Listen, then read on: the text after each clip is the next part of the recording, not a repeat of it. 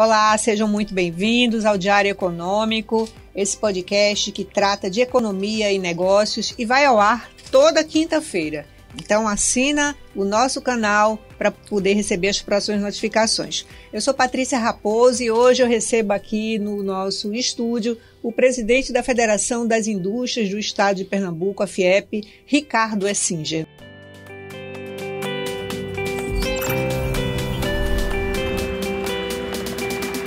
Nós vamos falar hoje sobre política industrial, sobre ambiente de negócios, sobre burocracia, infraestrutura, muita coisa, né, doutor Ricardo? Seja muito bem-vindo. Obrigado, Patrícia. É um prazer enorme estar aqui, podendo participar desse seu programa e poder ajudar Pernambuco a se desenvolver. Obrigada, é um prazer recebê-la aqui. Então vamos começar, né? Vamos começar falando aí de burocracia, né? Tive acesso a um estudo recente de uma dessas Big Four, dessas consultorias globais, e, de novo, né, a questão da burocracia, ela volta a pesar dentro do ambiente de negócio, apesar de nós vivermos num momento da revolução digital, né? E me chamou muita atenção um dado que essa pesquisa traz, que diz que no Brasil existe mais de 100 variações de notas fiscais. Como é que é possível conviver com uma coisa dessa, doutor Ricardo? Bom, é bastante difícil e também você tem um custo muito alto. Feito você disse, o Brasil está numa posição bastante atrasada nessa parte de burocracia e Pernambuco, dentro do Brasil, também é um estado que é um dos mais burocráticos e um dos mais caros para a operação. É muito difícil para a empresa cumprir, pagar os impostos. Você imagine que você tem um custo alto para pagar esses impostos e fora o custo alto você corre um risco muito grande, às vezes pagando errado, porque é tanta burocracia, é tanta legislação, é tanto regulamento, é tanta norma que você tem dificuldade em compreender e ter certeza do que realmente você está fazendo. Sem falar que muda com muita frequência, né? Exatamente. Você tem uma necessidade de se atualizar quase que diariamente. Eu vejo lá na federação, o departamento jurídico vive recebendo todo dia regulamentos, normas, diretrizes, ou seja, precisamos realmente simplificar isso para facilitar que esse custo Brasil, esse custo Pernambuco seja reduzido. Você imagine que fora a parte burocrática que você tem na parte de impostos, você tem uma regulação também muito complicada. Você tem a PEVISA, Anvisa, por exemplo, na parte de vigilância sanitária, uma grande reclamação que a gente tem é do Estado, quer dizer, tem a federal, tem a do Estado e tem a do município. E cada município, às vezes, age diferente. Então, uma exigência que você tem em Olinda pode não ter em Recife. Então, você imagine como é que fica as empresas para cumprir essas normas. A dificuldade que se tem é muito grande. Eu imagino para quem tem negócios em vários estados e vários municípios, lidar com isso. E nem sempre é possível ter uma quantidade de funcionários suficiente para dar conta de tudo isso que acontece. É como você falou, acaba pesando o custo disso, né, de um preenchimento errado, acarreta uma multa, e isso quem paga é o empresário, né? Que tem de passar por seus produtos e perder a competitividade. Então, nós fizemos um trabalho com o SEBRAE, junto com a Secretaria, para ver de desburocratizar o Estado de Pernambuco. Foi apresentada uma série de sugestões, mas muito poucas foram implementadas. Então, dos assuntos que nós vamos tratar com os candidatos é exatamente essa simplificação, para ele assumir um compromisso de fazer realmente uma simplificação nessa burocracia estadual. Então, vamos falar um pouquinho disso, né? Vocês, a Federação das Indústrias, preparou um documento que quer entregar, né, ao futuro governador, onde há uma série de pedidos, de pleitos, né, dentro de uma proposta de política industrial. E eu percebi que vocês trazem aí questões como gargalos, vocações e potencialidades. Eu queria começar falando dos gargalos, né? Quais são os principais gargalos que o setor industrial enfrenta hoje? Fora esses gargalos da burocracia, da demora, às vezes, da emissão de licenças, você imagine que tem empresa que há 2 anos está tentando tirar a regularização com o Corpo de Bombeiros e não consegue. A dificuldade... 2 anos? Empresa que tem até mais de 2 anos. Porque as exigências, às vezes, são muito grandes. Tem empresa que não pode. Por exemplo, você tem, às vezes, uma residência que é tombada. Vou dar um exemplo no caso residencial, porque a legislação é muito semelhante. E ele exige que tenha uma determinada escada e que você não pode fazer aquela escada num ambiente tombado. Então, você tem uma burocracia que precisa ser simplificada. Nós já conseguimos alguma coisa quando você tinha de renovar anualmente, por exemplo, com a CPRH, a licença. Hoje, empresas que não são poluidoras renovam a licença até por 3 anos e, com isso, simplificou aquele volume de papéis, de burocracia que vai para a instituição que ela não consegue dar conta. Sem falar na hora de trabalho, né? Na hora de trabalho, não só da empresa, mas também da instituição pública. Você imagine todas as empresas terem anualmente fazer um requerimento, esse requerimento ter de ser andar o trâmite burocrático dentro da instituição para, no fim, poder sair a licença. Desculpa, você falou uma coisa interessante aí, que é a questão do custo. Porque o custo não é só para o ente privado, ele vai para o ente público também. Então, não é só o setor privado, a empresa que vai assumir um custo com funcionário, com mão de obra. Esse excesso de burocracia também pesa nos cofres públicos, né? Na hora que pesa nos cofres públicos, em vez de ele investir o recurso que recebe em educação, saúde, infraestrutura, ele paga a folha. É verdade. Você vê, por exemplo, a quantidade de judicializações que você tem. Devido a essa burocracia toda, você tem uma quantidade enorme de judicializações. Então, você sobrecarrega o judiciário, ele, para dar conta, tem de ampliar. Na hora que ele amplia, é mais custo. Então, na hora que você simplificar isso, você baixa, inclusive, o custo do Estado. É verdade. Agora, o senhor traz aí a questão do custo Pernambuco. O que é esse custo Pernambuco? Como é que ele se conecta com o custo Brasil? Ou se soma? Muita coisa ele se conecta, porque muita coisa é lei estadual. Então, nós estamos tratando custo Pernambuco, as leis estaduais, o regulamento do Estado. Então, o regulamento do país, por isso que esse ano nós vamos inovar no nosso debate, chamando os senadores, os candidatos a senador, porque o candidato a senador é quem vai poder atuar em Brasília. Então, fora o governador, nós tivemos também essa ideia de colocar os senadores.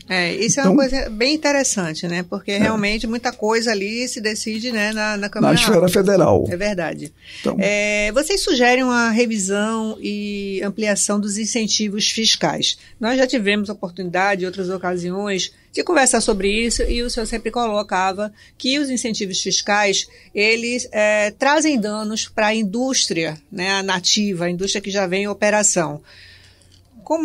Eu queria que o senhor explicasse isso para nossos ouvintes, como é que isso se manifesta, né, sobre um negócio que já está em operação. Por exemplo, na hora que uma empresa que não tinha incentivo, entra uma empresa que vem de outro estado, que vai se instalar nova aqui, ele começa a ter o incentivo a partir da produção zero. E ele tem um ICM mínimo a recolher que é pequeno. A empresa que pede uma isonomia com aquela que está chegando, mas só consegue essa isonomia a partir da produção que ele já tinha. Então, a produção de zero ao que ele tinha, ele continua pagando o normal. Com isso, ele perde a competitividade, porque só o aumento de produção dele é que vai gerar o incentivo. Se ele não tivesse aumento... Se ele não tivesse aumento, ele não tem incentivo algum. Então, você traz uma empresa nova e fecha uma empresa existente. Sem falar que o que ficou para trás, que acarretou ali talvez algum prejuízo, algum custo de financiamento, isso tudo não entra na conta, né? Não entra na conta, exatamente. E aí você pega uma empresa que já empregava, que já estava sediada aqui, tira dela a competitividade, dando para uma nova que vem, que nem sempre se instala completamente aqui. Muitas vezes, boa parte da produção dela é feita fora e aqui apenas ela complementa. Então, isso é que nós queremos uma revisão geral nos incentivos. O que é que vocês propõem? Qual é a proposta da federação?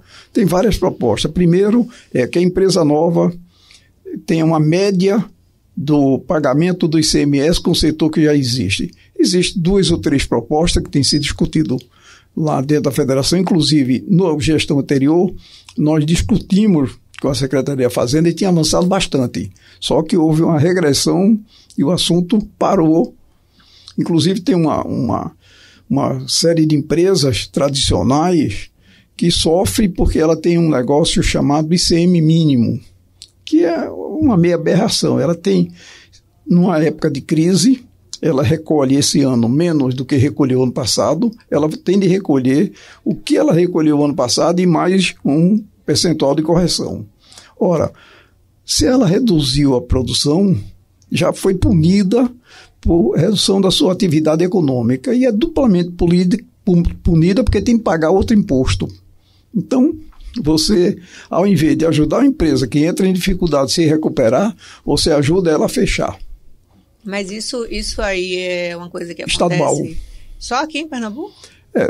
Alguns outros estados podem ter, não sei, mas é uma legislação típica estadual e pode ser resolvida internamente sem problema algum. Sem ter que passar pela... E o volume que o estado recolhe desse ICMI mínimo é muito pequeno, é 0,1, 0,2 do valor da arrecadação do imposto. Mas que faz diferença Mas faz diferença na empresa, porque a empresa que já está com dificuldade tem de recolher um imposto maior, aí é que a dificuldade dela cresce. Em vez de você ajudar ela a recuperar, você ajuda ela a fechar.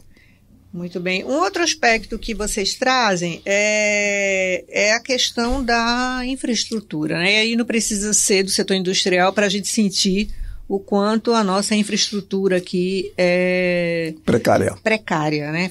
Falar de estradas aqui em Pernambuco é realmente chover no molhado, porque são estradas em condições muito difíceis de transitar, né? Nos principais corredores, né? Falando das BRs. Temos também a questão das ferrovias, questão dos portos. O que é que vocês estão propondo sob o ponto de vista de infraestrutura? Infraestrutura a gente pode dividir por áreas. Primeiro você tem infraestrutura rodoviária, que é precaríssima, que precisa realmente haver uma requalificação, precisa que o arco metropolitano seja concluído, porque é um equipamento que vai melhorar a vida, inclusive, da cidade de Recife. E hoje todos os caminhões que saem do norte, pela BR-101, para ir para Suape, por exemplo, ou para ir para o sul, passa por dentro de Recife. E você fazendo com o arco metropolitano, você acaba com esse tráfego. E fora disso, você tem as outras principais rodovias que precisam ter o mínimo de conservação para baixar o custo desse transporte. A outra coisa, na área ferroviária, é se fazer um trabalho forte para que a ferrovia realmente seja concluída. A gente está vendo nos outros estados andando ferrovia e a nossa aqui completamente parada. Então precisa realmente haver um esforço político, não só do governo, mas da bancada de Pernambuco como um todo, para que esses problemas sejam resolvidos, que é uma espinha dorsal no estado. Porque o nosso estado, diferente dos outros, é comprido. Que Dom Pedro puniu, que era para tornar um estado ingovernável, né? E uma ferrovia indo do litoral até, passando na região de Araripina, ou seja, corta o estado todo. E vai ser uma via de desenvolvimento. O outro problema é também a parte de energia, suprimento de energia. Nós temos muita reclamação, tanto no Araripe como na zona metropolitana, da demora de ser instalado os equipamentos e da qualidade também do fornecimento.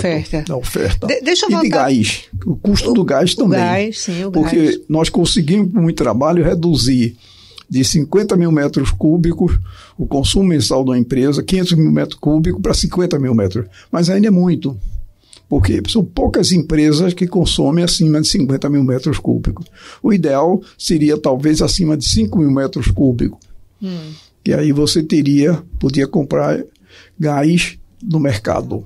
E com isso você ia baixar o custo da produção. Perfeito. Eu queria voltar desculpe interromper, eu queria voltar para a questão das rodovias, para saber qual a opinião que a federação tem a respeito dos pedágios. Os pedágios eles poderiam ser uma solução para se ter uma qualidade melhor nas estradas pernambucanas? Poderia, sem dúvida alguma, que o pedágio, se for bem administrado, não como uma pedagiada que nós temos, que não é bem administrada, é evidente uma solução para o problema das rodovias. Agora, se for um pedágio que seja exageradamente alto e que o compromisso de manutenção da rodovia não seja cobrado, e aí é muito ruim. É melhor continuar como está. Uhum. Mas sendo uma pedagiada dentro dos padrões, resolve o problema e cada um vai pagar com muita satisfação esse pedágio, porque vai ter realmente uma economia de pneus, economia de diesel, economia no transporte. É verdade. Agora, com relação à ferrovia, você acha que essa solução que foi encontrada com a BEMISA, ela traz essa ferrovia que Pernambuco precisa, ou ela traz uma parte dessa ferrovia? Não, ela traz a ferrovia porque praticamente ela vem da mesma área onde viria a Transnordestina, apenas com desvio um pouco mais para o norte, e o resto do percurso seria o mesmo. Agora, é incrível que não haja um esforço concentrado para que, em vez de você ter duas ferrovias paralelas, você tenha uma ferrovia só. Porque é um absurdo você ter duas ferrovias fazendo quase o mesmo percurso. Você se refere à Transnordestina e a da BEMISA. Quer dizer, as duas. Então, tem de haver um esforço concentrado por parte política, se diga bem, porque é onde vai pesar, juntamente com a parte econômica, para que as duas se entendam, para que haja uma ferrovia. Um projeto que pudesse ser abraçado pelas duas empresas? O uso do trilho, o direito de passagem, com pagamento de pedágio de uma ferrovia, quer dizer, de um para o outro. Isso traria redução de custo e celeridade no não é só processo. Trazer redução de custo, você não teria duas ferrovias numa área que você não tem um volume tão grande para ter duas ferrovias. Alguma vai entrar, vai sofrer aí com prejuízo, né? Não. Nenhuma das duas vai sofrer, porque quem tiver com um trilho vai receber a passagem da outra. Não, eu digo, do jeito que está desenhado hoje... Do jeito que está, do jeito que está, eu considero que só vai funcionar uma, a outra vai ficar no meio do caminho. Entendido. Bom, vamos falar um pouco então sobre o terminal de container, o tão desejado terminal de container de Suape. Finalmente, né, parece que teremos agora o segundo terminal, com o grupo ATM Terminals, criando aí esse segundo terminal. Como é que vocês acompanharam esse processo e o que é que vocês esperam disso tudo? A briga contra o terminal existente começou na época da licitação. Quando foi haver a licitação, a federação já teve grandes embates com o governo pela forma de contrato que estava sendo feita. E, ao longo do tempo, nós tivemos, inclusive eu, quando estava presidindo o Comitê de Infraestrutura, muita discussão com o TECOM, no caso, porque o TECOM Suape, que administra o atual terminal, que administra, né? O atual terminal, por causa dos custos, que nós temos talvez o segundo ou terceiro custo mais caro das Américas. É o mais caro do mundo. Eu tive acesso a um estudo da Agência de Transportes Aquaviários, ANTAQ, e eu comparei todas as tarifas nos portos que o estudo traz, que são todos os portos globais, é a mais cara do mundo. É praticada aqui em Pernambuco. Então, haja visto que Pernambuco foi duramente prejudicado por causa disso. Tanto é que as nossas frutas, quase todas, são embarcadas em outros portos, tanto na Bahia como no Ceará. Não sai nada para o Suape, né? Quase nada para o Suape. Isso aí realmente é. Então é que acontece aqui. E o pior, aqui. Nós importamos muita coisa para o Suape, só que nós pagamos caro. Porque como a gente tem de importar, a mercadoria chega mais cara. Porque nós pagamos esse custo. Quem paga é o consumidor. E para o industrial que exporta também, né? Sai muito caro. Perde a competitividade na exportação.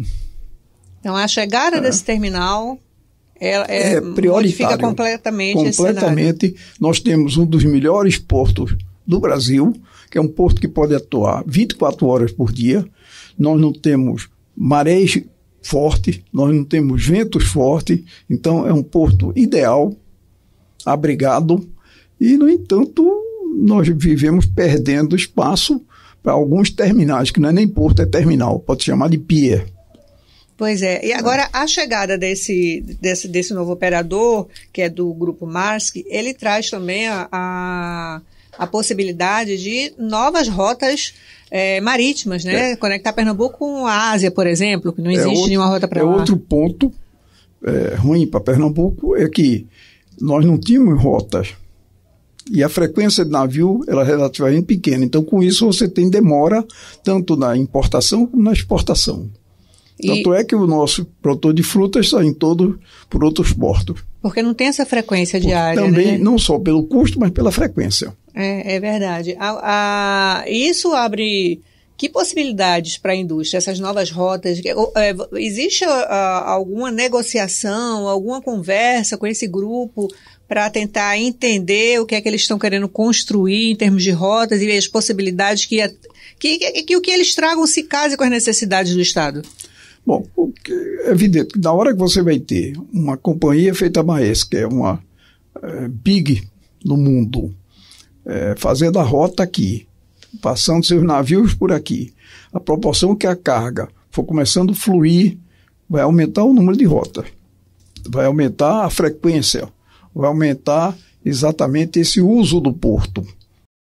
Então vai dar um lucro para o Estado, quando eu estou falando, é o Estado de Pernambuco, é o governo do Estado de Pernambuco, que vai ter uma receita maior e você vai ter uma empregabilidade também crescente, que hoje Pernambuco é o segundo estado do Brasil que tem maior número de desempregados. Isso é verdade. E dentro dessas propostas que estão sendo entregues a esses candidatos, existe alguma coisa específica com relação a portos? Não, nós temos entregue ao candidato, vamos entregar a ele uma proposta de linhas gerais, onde é evidente que a infraestrutura como um todo, porto, rodovia, ferrovia, etc., vão estar elencadas.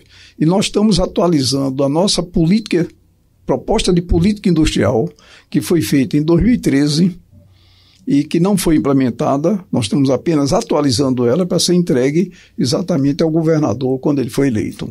Agora, depende muito do entendimento do governador em olhar para o setor produtivo como sendo o que paga imposto, o que ajuda o Estado a crescer, o que dá emprego, o que traz riqueza para o Estado. Na hora que o governador eleito olhar para o setor produtivo, então é muito fácil que todos esses projetos fluam. Se o governador não olhar para o setor produtivo, quando eu digo para o setor produtivo, não é só a indústria, a agricultura também, você vai ter a mesma situação. Então, na hora que ele olhar, é evidente que os projetos vão fluir. O setor industrial se ressente desse olhar? Completamente. O setor industrial, no meu sentimento, é olhado apenas como quem paga imposto. E cada vez mais procurar tirar recursos para que a folha de pagamento do Estado fique em dia.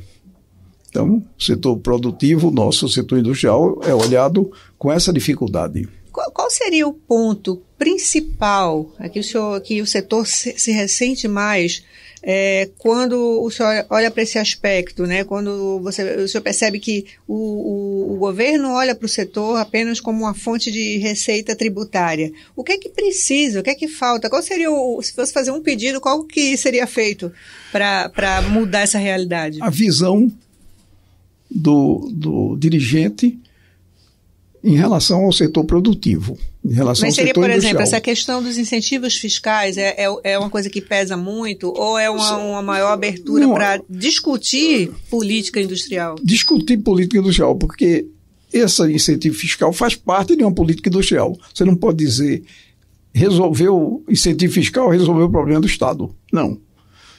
É tudo dentro de uma conjuntura, porque aí entra infraestrutura, entra na infraestrutura, comunicações, rodovias, ferrovia, portos. Então, é um conjunto de equipamentos, vamos chamar assim, que fazem o todo. Então, a arrecadação vai fluir em cima desse setor andar como um todo. O senhor percebe algum estado do Nordeste onde esse relacionamento é mais fluido? Ah, claro. Eu tenho convivência com as federações do Nordeste, inclusive nós temos uma associação chamada Nordeste Forte, que é exatamente as federações do Nordeste, e tem estado que o governo de partido de oposição e que o contato com a federação é um contato franco, fluido e, não digo cotidiano, mas semanalmente. Então, existe uma dificuldade de comunicação aqui, é isso que eu estou querendo dizer? Aqui existe uma dificuldade de nós conseguirmos nos reunir e discutir sem radicalismo a situação, porque nós somos política, mas político industrial, não político partidário.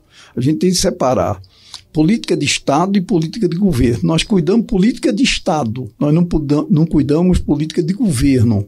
É evidente que a política de governo pesa em existir a política de Estado, porque hoje nós temos uma política de governo, nós não temos uma política de Estado.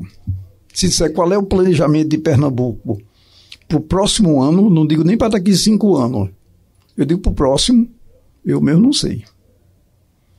Bom, vamos falar de potencialidades, né? Quais são as potencialidades que a federação aponta aqui no Estado e como elas podem ser aproveitadas por uma nova gestão? O potencial de Pernambuco é muito grande por causa da sua localização, inclusive. Nós estamos no centro de um terço da população do Brasil. Se você pegar um compasso, botar em cima de Recife, a distância para Salvador é praticamente a distância para Fortaleza. Depois nós temos um porto que na rota do Atlântico é o mais bem localizado. Para o navio, por exemplo, ir para o porto de Pecém, ele leva 6 ou 7 horas a mais do que para ele vir para o porto de Recife, dentro da rota. Isso de onde? Na rota do Atlântico Sul. Ah, certo, tá. Então você, para ir para a Europa, mesmo para a Europa, daqui você leva uma vantagem em localização. Depois nós temos um porto abrigado, um calado ótimo, e um segundo porto, que é o Porto de Recife, para cabotagem, excepcional.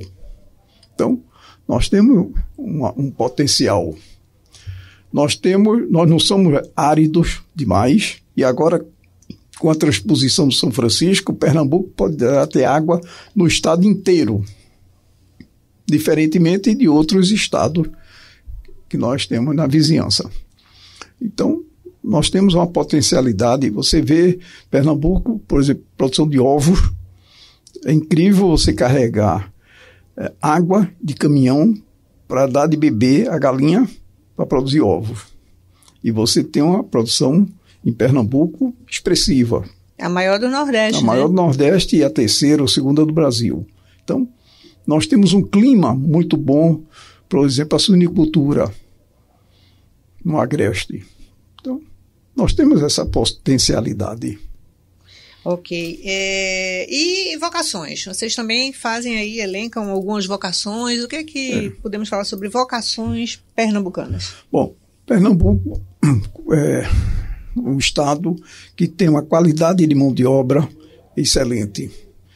Porque você vê, por exemplo, a Stellantis, hoje a melhor fábrica da Stellantis no mundo é a de Pernambuco. A qualidade da mão de obra é elogiada. Então, já é um diferencial. Eu acho que a nossa mistura genética que dá ao pernambucano essa versatilidade, apesar das dificuldades de progredir. E nós temos, por exemplo, uma possibilidade muito grande agora com hidrogênio. Nós fizemos um hub.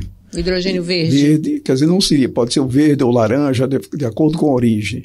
Nós fizemos com o SUAP, agora o Senai, um hub de tecnologia, de combustível, de energia e logística, que só a CTG está investindo 45 milhões em pesquisa aí nesse hub. Então, nós vamos, é evidente, ter um avanço muito grande.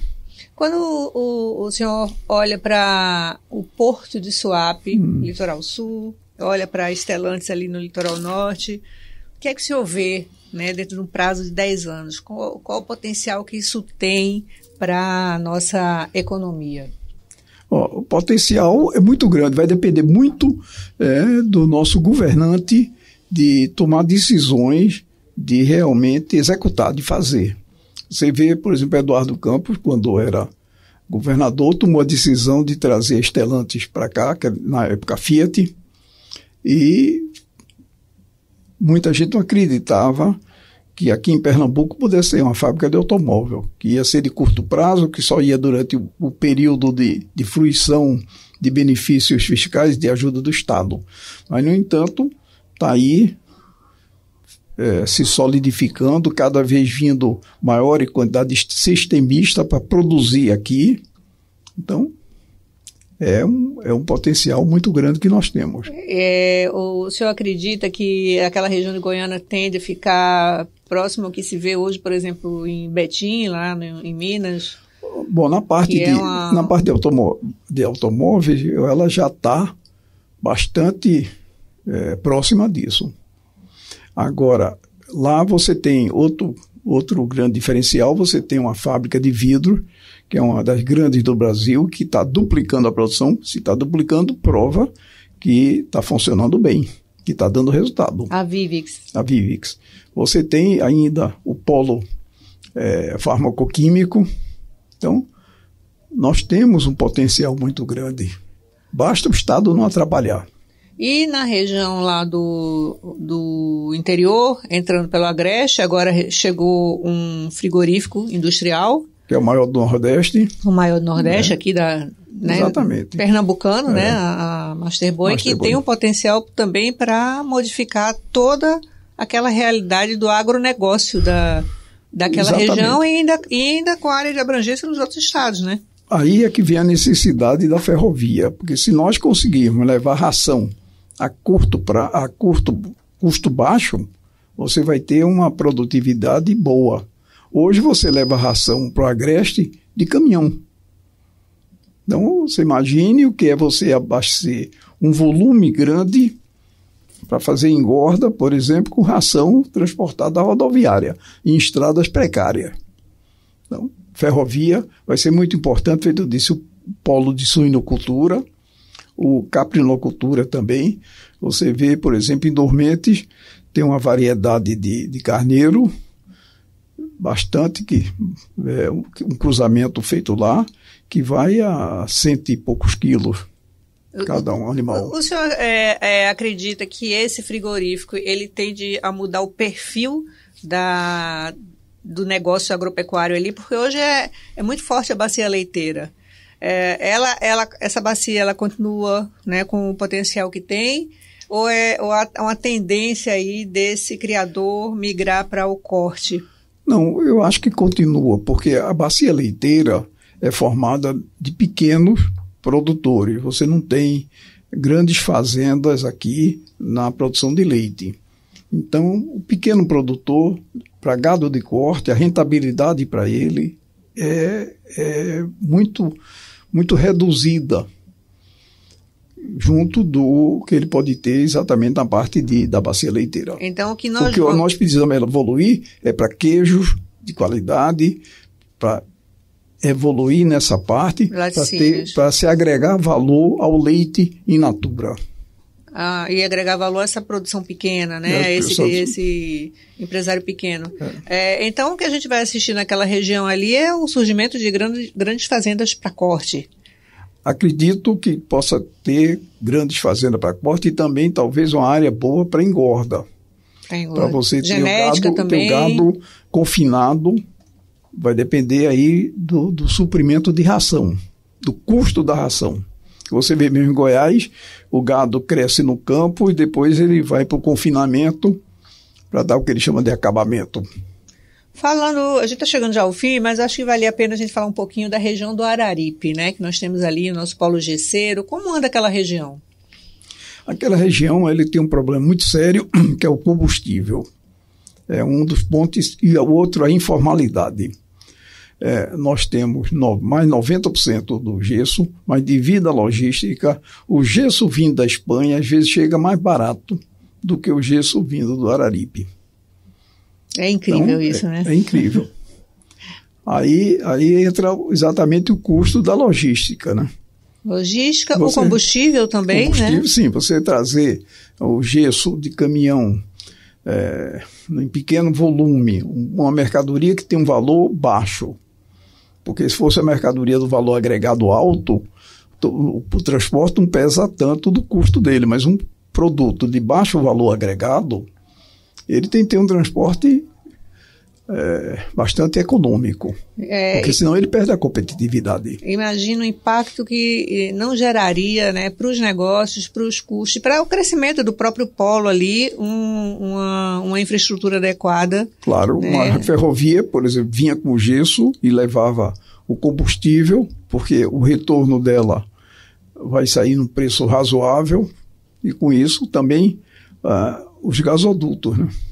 É outro ponto que tem que ser bastante estudado. O gás de liquefeito. O gás de liquefeito. E com a rede de distribuição local. Isso é importantíssimo. E outra coisa. Ou amanhã o hidrogênio verde. Exato. Que é um combustível também de alto poder calorífico. É verdade. E outra coisa que é preciso se pensar, olhando para o futuro, todas essas transformações que nós vemos, por exemplo, o senhor falou aqui na Stellantis, no polo automotivo, nós estamos caminhando para o uso da eletricidade, né, na mobilidade urbana. Então, para que isso faça sentido, a gente precisa ter infraestrutura também que olhe para o futuro, porque a nossa infraestrutura não está olhando para esse futuro. E nós não temos essa eletricidade toda disponível para colocar tudo que é veículo elétrico. Por isso que, por enquanto, eu acho que o nosso foco tem de ser no híbrido, provavelmente é etanol. Esse é que será o ideal. O etanol ele vem sendo considerado o combustível da transição até esse momento, né? E isso nós temos aqui, né? É outro temos aspecto. E não polui. É outro aspecto.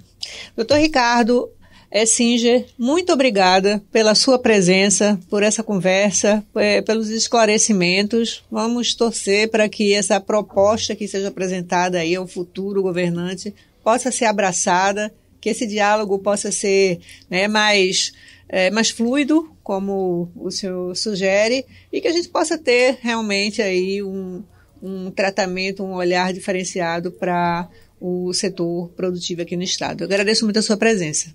Bom, nós aqui agradecemos a oportunidade de conversar e de o público também ter conhecimento um pouquinho, porque às vezes quando fala a indústria quer redução do imposto ou qualquer outra coisa dessa, não é a vantagem direta para a indústria, porque quando o imposto é pago no setor industrial, ele sofre um aumento durante a cadeia até chegar ao consumidor. Então, se você paga lá no início da cadeia na indústria, quando você repassa esse custo para o comerciante, ele já coloca os impostos dele em cima desse outro imposto. E o lucro também em cima disso é despesas financeiras. Então, esse às vezes se transforma até em 3. Então, o custo para o consumidor é muito maior do que se o imposto fosse cobrado já no consumo. No final, todos pagam. Todos pagam, e pagam mais. Esse pagam caro. Pois bem, muito obrigada. Obrigada a você que nos acompanhou até aqui. Assine o canal para ficar recebendo as notificações dos próximos episódios. Até a próxima.